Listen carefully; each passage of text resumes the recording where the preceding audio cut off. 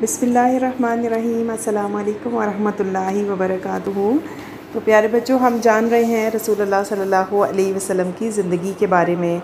रसूलुल्लाह सल्लल्लाहु अलैहि वसल्लम की सैयदा खदीजा रदियल्लाहु अन्हा के साथ शादी हो चुकी है। हज़रत सैयदा खदीजा रदियल्लाहु अन्हा का भतीजा हकीम बिन हज़ाम हबाशा की मंडी में ग़ुलाम ख़रीदने के लिए गया। ढूंढते ढूंढते एक ग़ुलाम नज़र आया जो बाकी सब ग़ुलामों से मुख्तलिफ था। उसका खड़े होने का अंदाज़ और बात करने का तरीका बहुत अच्छा लगा। हकीम ने सोचा कि ये ग़ुलाम ज़रूर ख़रीदूँगा। आखिरकार ग़ुलाम 400 दरहम में ख़रीद लिया। उस ग़ुलाम की उम्र 8 साल थी तो वो अपनी वालदा के साथ अपने नाना के घर गया हुआ था। घर के बाहर खेल रहा था। बाकी सब बच्चे घरों को वापस चले गए और वो अकेला घर से बाहर रह गया। कबीला बिन कैन का काफ़िला उधर से गुज़रा। उन्होंने अकेला बच्चा देखा तो उसे अगवा कर लिया, उसे ग़ुलाम बनाकर बेच दिया। एक आज़ाद इंसान को ताकत के ज़ोर पर ग़ुलाम बना लेना उस ज़माने में एक आम बात थी। ग़ुलाम के वालिद अपने बेटे के गम में दिन रात रोते रहे। सुबह होती तो बेटे के मिलने की उम्मीद लिए तलाश में निकलते। रात तक जगह जगह तलाश करते। शाम के वक्त घर लौट आते। सारी रात बेचैनी में गुजरती और इंतज़ार करते कि कब सुबह हो तो तलाश के लिए निकलें। कई साल गुजर जाने के बाद भी वो अपने बेटे की जुदाई को भुला ना सके। उनकी ज़िंदगी का एक ही मकसद था, अपने बेटे की तलाश। ग़ुलाम खुशकिस्मत था कि हकीम बिन हज़ाम ने उसे ख़रीद लिया। हकीम बिन हज़ाम को यह ग़ुलाम पसंद आया तो उन्होंने अपनी फूफी जान को तोहफ़े में दे दिया। अब ग़ुलाम सैयदा खदीजा की मिल्कियत है। उनकी शादी जब रसूलुल्लाह सल्लल्लाहु अलैहि वसल्लम से हुई तो उन्होंने ये ग़ुलाम रसूलुल्लाह सल्लल्लाहु अलैहि वसल्लम को तोहफ़े में दे दिया। रसूलुल्लाह ने ग़ुलाम को देखते ही कहा, ये बच्चा तो ज़हीन, शरीफ और अक्लमंद लगता है। सैयदा खदीजा बोली, सुना है ये बहुत प्यार और मोहब्बत से एक खुशहाल घर में पला बड़ा है। रसूलुल्लाह ने ग़ुलाम को प्यार से देखते हुए पूछा, बेटा तुम्हारे बाप दादा और कबीले का नाम क्या है? ग़ुलाम ने जवाब दिया, मेरे वालिद का नाम हारिसा है, दादा का नाम शरहबील है और परदादा का नाम काब है। मेरा ताल्लुक़ कबीला बनी उज़रा से है। मेरी वालदा सोलबा की बेटी है और कबीला तय से ताल्लुक़ रखती है। रसूलुल्लाह सल्लल्लाहु अलैहि वसल्लम ने सैयदा खदीजा से कहा, क्या अब ये ग़ुलाम मेरा है? उन्होंने कहा, जी हाँ। रसूलुल्लाह सल्लल्लाहु अलैहि वसल्लम ने ग़ुलाम से कहा, बेटा तुम आज़ाद हो, अब तुम्हें ग़ुलामी की मुसीबत बर्दाश्त नहीं करनी पड़ेगी। मैं तुम्हें आज़ाद करता हूँ। अल्लाह का रसूल इंसान को इंसान की ग़ुलामी से आज़ाद करने ही आया था। पैदा हुए तो अबू लहब की कनीज़ सोबिया आज़ाद हुई। अब आज़ादी की नेमत इस ग़ुलाम के हिस्से में आई।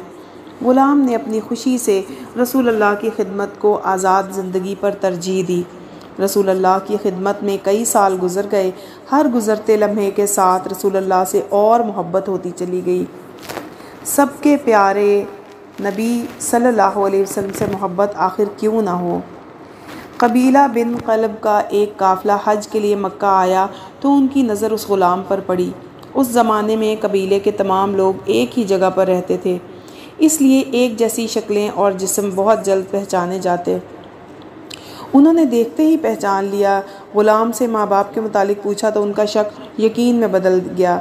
कबीला बिन कलब के लोग हज से वापस अपने गांव पहुँचे तो उन्होंने ग़ुलाम के वालिद को खुशखबरी सुनाई कि उसका बेटा ज़िंदा है और मक्का में एक घर में ग़ुलाम है। बाप बेटे की जुदाई को बहुत साल गुजर गए थे। वो अपने भाई को साथ लेकर बेटे को आज़ाद कराने के लिए पैसे वगैरह लेकर मक्का रवाना हो गए।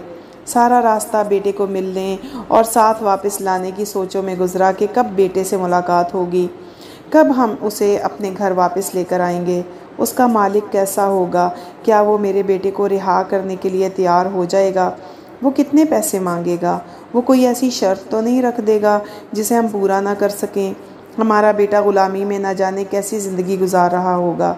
बेटा पैदा तो आज़ाद हुआ था, फिर ग़ुलामी उसके नसीब में क्यों? सारा रास्ता दिल में तरह तरह के ख्याल और सवाल आते रहे। मक्का पहुंचकर रसूलुल्लाह से पूछा, रसूलुल्लाह के बारे में पूछा। रसूलुल्लाह से खाना काबा में ही मुलाकात हो गई।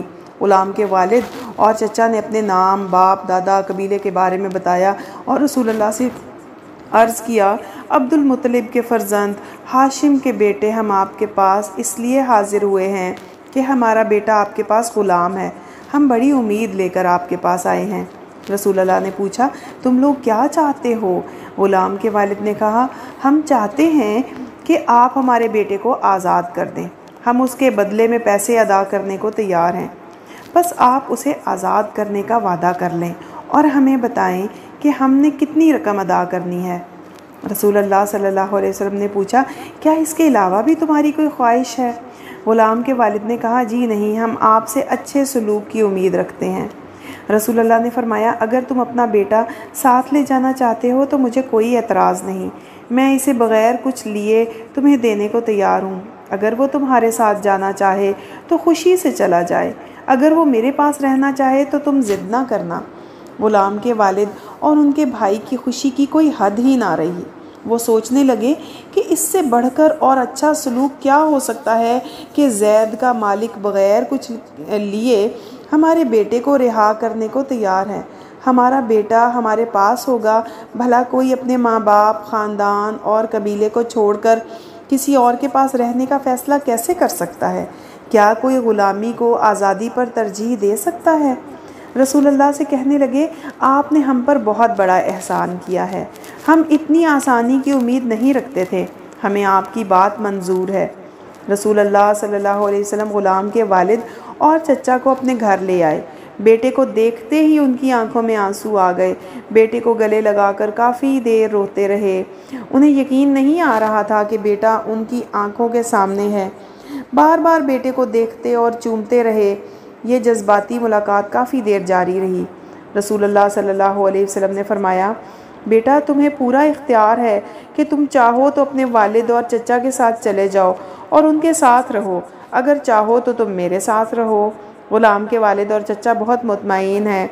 उन्हें खुशी है कि मालिक ने जो बात उन्हें बेटे की गैर मौजूदगी में कही थी वो उसी पर कायम है, और बेटे की मौजूदगी में भी रसूल अल्लाह सल्लल्लाहु अलैहि वसल्लम ने वही बात दोहराई है। उन्हें यकीन है कि बेटा कोई लम्हा ज़ाया किए बगैर अपने वालिद और चचा के साथ जाने के लिए कहेगा, लेकिन ऐसा हुआ नहीं। ग़ुलाम ने कहा, मुझे अपने वालिद और चचा से बहुत प्यार है, मैं अपनी वालदा और बहन भाइयों को भी बहुत याद करता हूँ, लेकिन मैं मोहम्मद बिन अब्दुल्ला को छोड़कर नहीं जाऊँगा। ये मुझे सबसे ज़्यादा प्यारे हैं, सबसे ज़्यादा प्यारे हैं। ग़ुलाम के वालिद और चचा के लिए ये जवाब गैर मुतवक्का था। उन्हें अपने कानों पर यकीन ना आया। वो कहने लगे, बेटा क्या तुम ग़ुलामी को आज़ादी पर तरजीह देते हो? क्या तुम अपने वालिदैन और ख़ानदान को छोड़कर गैरों में रहना चाहते हो? ग़ुलाम ने जवाब दिया, मैं अपने मालिक के हुस्न सलूक को देखकर दुनिया में किसी और को उन पर तरजीह नहीं दे सकता। मेरे लिए मोहम्मद की ग़ुलामी दुनिया की तमाम नेमतों और आज़ादी से कहीं ज़्यादा अफजल है। ग़ुलाम को रसूलुल्लाह के साथ रहते हुए उस वक्त तक 10 साल गुजर चुके थे। वो रसूलुल्लाह के अखलाक और दीगर खूबियों से अच्छी तरह वाकिफ़ थे। सैयदा खदीजा रदियल्लाहु अन्हा का हुस्न सलूक भी उनके सामने था। उस ग़ुलाम का बाप और चचा ये बात समझने से कासिर थे। उन्हें समझ नहीं आ रहा था कि इस सूरत हाल में वो क्या करें। वो रसूलुल्लाह से वादा कर चुके थे कि अगर बेटा उनके पास रहना चाहेगा तो वो वापस ले जाने की ज़िद नहीं करेंगे। उन्होंने रसूलुल्लाह सल्लल्लाहु अलैहि वसल्लम से वापस जाने की इजाज़त चाही और पुरसुकून वापस चले गए कि हमारा बेटा मक्का के मुअज़्ज़ज़ तरीन घराने में रहता है और इस कदर खुश है कि दुनिया की हर नेमत कुर्बान करने को तैयार है। ये वाक़या ऐलान नबूवत से 5 साल पहले का है। उधर ग़ुलाम के वालिद और चचा गए, उधर रसूलुल्लाह ग़ुलाम को लेकर काबा में आए। इस ग़ुलाम की किस्मत बहुत अच्छी है, उसे वो इज़्ज़त नसीब होने जा रही है जो कायनात में किसी और को नहीं मिली। रसूलुल्लाह ने ऐलान किया, ज़ैद मेरा मुँह बोला बेटा है। अरब में किसी को अपना मुँह बोला बेटा बना लेना अजीब नहीं है, लेकिन एक इज़्ज़तदार कबीले में ग़ुलाम को अपना मुँह बोला बेटा बना लेना ऐसा कभी नहीं हुआ था। सब हैरान और परेशान हैं कि आखिर मोहम्मद बिन अब्दुल्ला चाहते क्या हैं। ज़ैद बिन हारिसा ने कभी सोचा भी नहीं था कि वो कायनात के आखिरी रसूल का मुँह बोला बेटा होगा। ज़ैद की उम्र उस वक्त 25 साल थी। 17 साल पहले आज़ादी से ग़ुलामी जैसी मुसीबत में घिरने वाला ज़ैद बिन हारिसा अब अल्लाह के आखिरी रसूल सल्लल्लाहु अलैहि वसल्लम का मुँह बोला बेटा है। रसूलुल्लाह सल्लल्लाहु अलैहि वसल्लम के सहाबा में से ज़ैद बिन हारिसा वाहिद सहाबी हैं जिनका नाम लेकर कुरान मजीद में ज़िक्र किया गया है। कायनात में किसी को ग़ुलामी ने इतना बड़ा रुतबा नहीं दिया जितना ज़ैद बिन हारिसा को मिला।